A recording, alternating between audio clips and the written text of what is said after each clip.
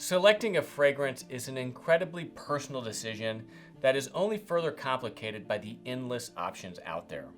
However, like most things, I've always found myself gravitating towards the heritage fragrance houses. These are the houses that have been around the longest and produce their fragrances using the tried and true traditional methods that have been around for centuries. However, amongst the heritage houses, Floris, which is based on the iconic Jermyn Street in London, just a stone's throw from the Piccadilly Arcade, has always stood out as one of my favorites. My daily rotation of fragrances consists primarily of those from Floris. We also, for this reason, carry them on KirbyAllison.com, which is one of the ways that you can support this channel. However, back to Floris. Founded in 1730, Floris is one of the oldest heritage houses in England that is still family-owned and managed. They have possessed countless royal warrants, including the royal warrant to Her Majesty the Queen and the Prince of Wales. They have an incredible history with creating fragrances using only the highest quality, non-synthetic ingredients. And to this day, you can still walk into their iconic Jermyn Street shop and design your own bespoke fragrance to be hand-mixed and poured right there in front of you. Now, Floris is currently run by their 9th generation family member, Edward Bodenham, and I thought it would be fun to check in with him to see how he advises their clients on selecting the perfect fragrance for them. Edward, great to see you, and I'm sure you get this question just as often as we do here, and that is, how does one go about beginning the process of choosing a fragrance?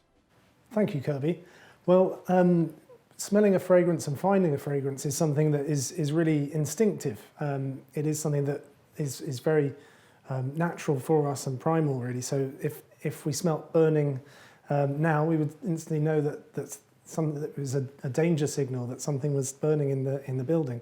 So the same way is how you choose your fragrance. You have your own memory bank of different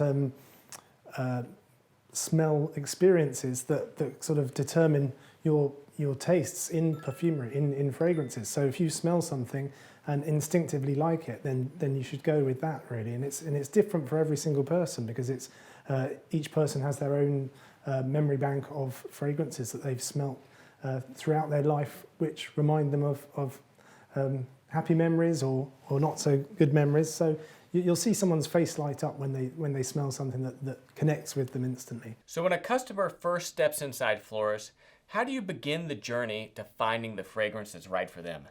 We would normally show them a few fragrances from the different fragrance families. So we'll show them as, something from the citrus family, something from the floral family, something woody, something oriental, and a few different scents in those sort of categories. And then you just get to know, people, like I say, will instantly know if they respond positively to a fragrance, and that's really how you do it. So the best thing is just to go with your instincts, really, and the fragrance will find you. Interesting. So one of the things that makes Floris so special is the fact that you don't just have ready-made fragrances that a customer can choose from. I mean, of course, you have many that are great and are iconic and that I love, but that you can actually create your own fragrance completely bespoke, working with one of your perfumers. Can you talk a bit about that process? Because it's always been something I've been fascinated by. Where I'm standing here, this is our perfumery, and it's also a bit like a museum, really, because we're fortunate enough that we have so many of our old fragrances and archives that have been collected over the years. So this is where a customer can come and have their own bespoke fragrance created for them. And here we have our different bases and blends that we work with. And that works in a sort of similar way, showing the customer different ingredients and different bases from the different fragrance families, and just see which they respond positively to. And you get to see the customer's preference, and that's how the fragrance comes together. So talk to me about what goes into a fragrance. What are the different components, and how is it built up? Because one of the things that you always see with fragrances are kind of the top notes, the base notes, like the different layers of the fragrance itself. Well, the makeup of a fragrance is you have base notes, which are the very heavy molecules, the real sort of fixatives of the fragrance, if you like, things like musk, woody notes, amber. and they're left on the skin right at the end of the day when you've been wearing a fragrance. And you have the heart notes, which usually tend to be the sort of floral elements or the spices. And then you have the top notes, which are the very volatile molecules, things like the sort of citrus, zesty notes, and very light floral notes that will just lift off in the first sort of few seconds or first few minutes of spraying a fragrance. So that's really how a fragrance is sort of composed, really, of these various notes. And obviously, perfumery actually shares a lot of the vocabulary, the same vocabulary as music, really, with notes.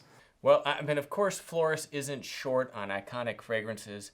I mean, JF number 89, which was, I think, Ian Fleming's fragrance. Even the new Jermyn Street or Turnbull and Asser. I mean, these are some of the fragrances that I have as part of my rotation.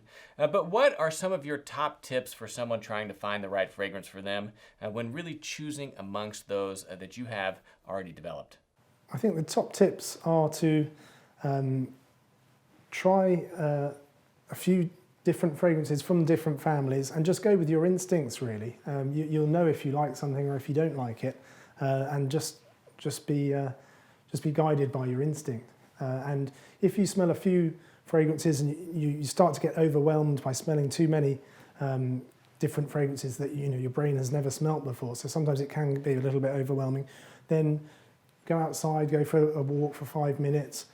Also, smelling coffee beans is supposed to sort of reset your sense of smell as well, so that can help and just help you to sort of smell more fragrances, really, so that you can make that decision. My other top tip would be to, once you've found a fragrance that you like, then to wear it on your skin and just wear it for a few hours and come back to it and just see how it responds to your body chemistry. And that's the best way to really sort of get to know a fragrance. But anyone that comes into the shop, we have a wonderful team of trained staff. Best thing is just to come and chat to them. They will take you through the journey and they'll help you find the fragrance that's perfect for you. Thank you, Edward. I mean, this is one of the things that I truly love about London and shopping in London, is that it's really one of the few places around the world where you have these heritage houses that are still run and managed by multi-generational family members. I mean, the fact that you can walk into Floris's store right there in Jermyn Street and speak with someone like Edward Bodenham, who's been in the family 9th generation. He may not always be there, but many days he is, and most of the time he's just right upstairs if he's not downstairs on the shop floor, is really incredible and one of the things that I love so much. So there we go, Edward Bodenham kind of giving us a little bit of advice on how to approach fragrance.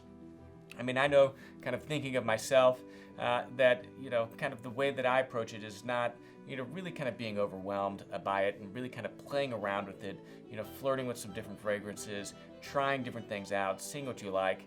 And at the end of the day, I think we all gravitate maybe towards 1, 2, or 3 fragrances, but I really enjoy having a collection of several that in the morning I can kind of choose amongst and see, really for that day what really kind of fits my mood. And there's something to be said about fragrance and how it really does impact the overall kind of senses.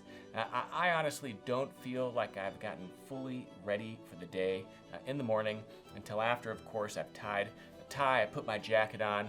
But the last thing I always do before leaving my closet in the morning is walking into my shelf with all of my fragrances and selecting that day's fragrance. So if you haven't tried Floris, please give them a try. We've got several of their iconic fragrances, of course, all of my favorite, listed on KirbyAllison.com. It's one of the ways that you can support this channel, and I would encourage you to give those a try.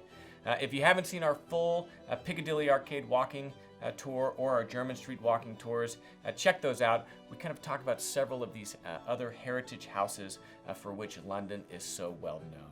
Of course, I'm Kirby Allison, and I love to help the well-dressed acquire and care for their wardrobe while exploring the world of quality, craftsmanship, and tradition. Thanks for watching.